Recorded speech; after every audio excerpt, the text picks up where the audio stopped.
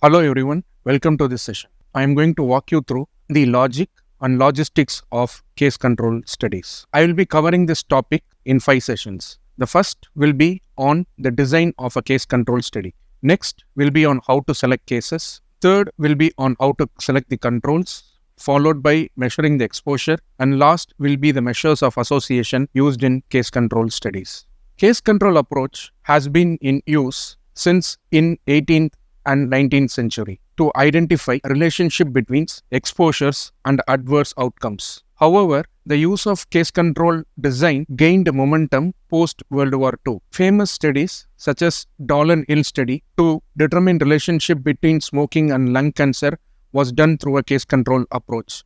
In fact, the toxic shock syndrome due to use of tampons was also identified through the case control design. When is a case control study warranted? Case control studies are analytical in nature and are used to test or refine hypotheses. It is usually the first step in epidemiology to establish etiology for diseases. It also provides a platform to explore potential or novel risk factors for further investigation.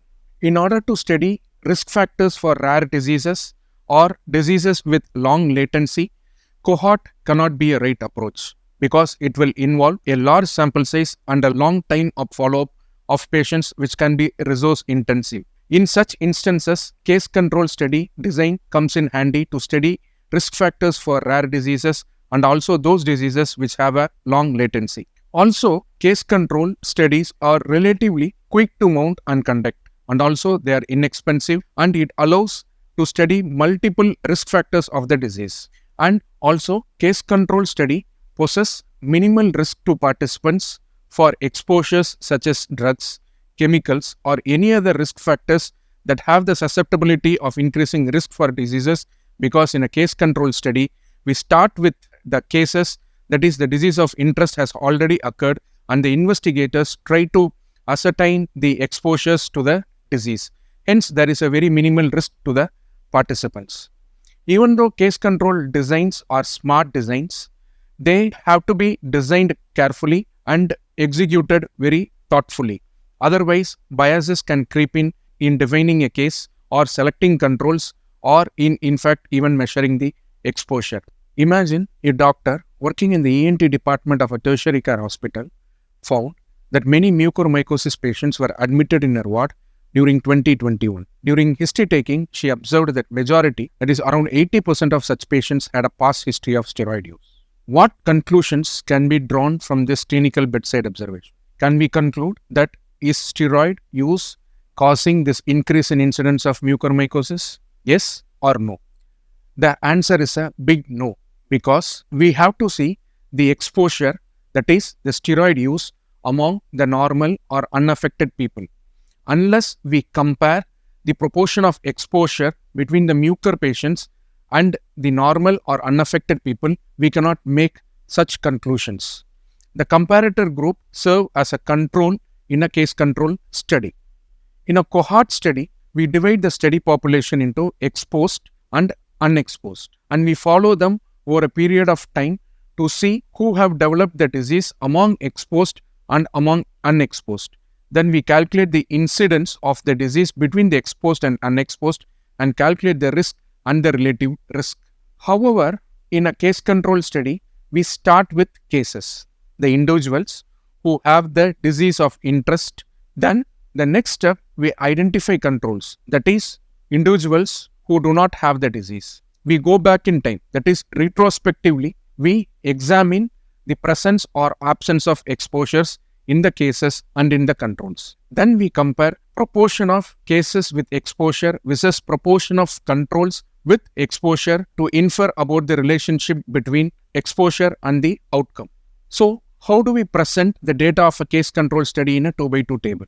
First, we select cases, that is, the individuals with disease. It is A plus C. Then we select controls, that is, those without the diseases, which is B by D. Then we measure the past exposure, the exposed as A, not exposed as C among cases, exposed as B and not exposed as D among controls. Then we compare the proportion of exposed among cases, that is A by A plus C versus proportion of exposed among controls, which is B by B plus D. To look into as numbers with the MUCAR study we just saw now, let us say that we have recruited 250 MUCAR patients and 250 non-MUCAR patients. Then retrospectively, we collect information on their steroid use in the past 2 weeks. And we find 80% of the cases, that is the MUCAR patients, have used steroids in the last 2 weeks versus 40% of the controls who have used steroid in the last 2 weeks. Comparing is the only first step and it is not enough. To make valid conclusions, we need to calculate odds ratio with 95% confidence intervals. So what elements define a case control study? It starts with the source population. Source population means it is the populations from where cases come or the population which generates cases. The other element is the study participants, and they are selected on basis of their disease and or outcome status. That is, cases are the individuals who are affected with the diseases and unaffected individuals as controls. The logic in the case control study is we retrospectively examine potential exposures as risk factors for the disease and outcome. And case control study can be prospective or retrospective based on the direction of time in terms of recruiting cases. Let them see in detail. Retrospective case control studies, that is, at the start of the study, the cases are identified retrospectively, either through the surveillance data or through the existing hospitals, through the healthcare facility registers or through the case records. Also, controls are recruited in the same time as that of cases retrospectively, and investigators look for exposures retrospectively. So this is the source population and which is at risk from where the cases come.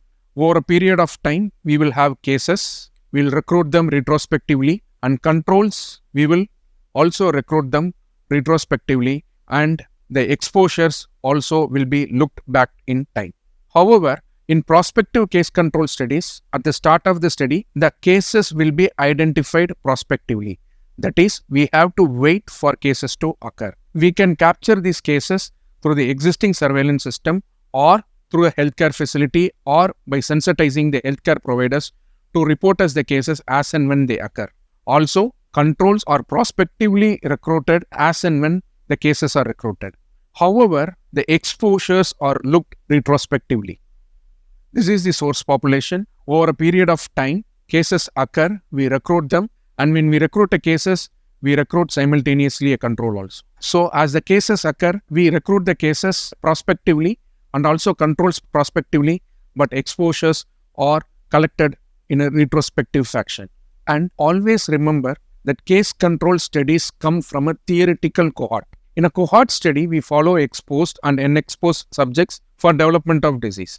So once the illness develops, we can think those diseases or individuals with the diseases as cases and controls those individuals who have not developed the diseases as extracted from a theoretical cohort in which they are nested. This is the source population, and white dots represent exposed individuals and black dots represent unexposed individuals. We follow them over a period of time and we have new cases that arise. In a cohort study, we then calculate the risk, that is, incidence of disease among the exposed and the incidence of disease among the unexposed, and we calculate the relative risk. We can freeze this for the time and think in a case control study, that we start with cases and we select controls from the source population of the cases. Then we see proportion of cases who have an exposure and proportion of controls who have an exposure. Even though this looks very ideal, but in real-time situations, it will be very difficult to capture all these cases that has happened in a cohort, because some cases might not have been diagnosed, some cases would have died, and some cases would have gone to a different health facility from where the cases were recruited. So, thinking of a case control study as nested in a theoretical cohort helps investigator in designing them appropriately. Thank you.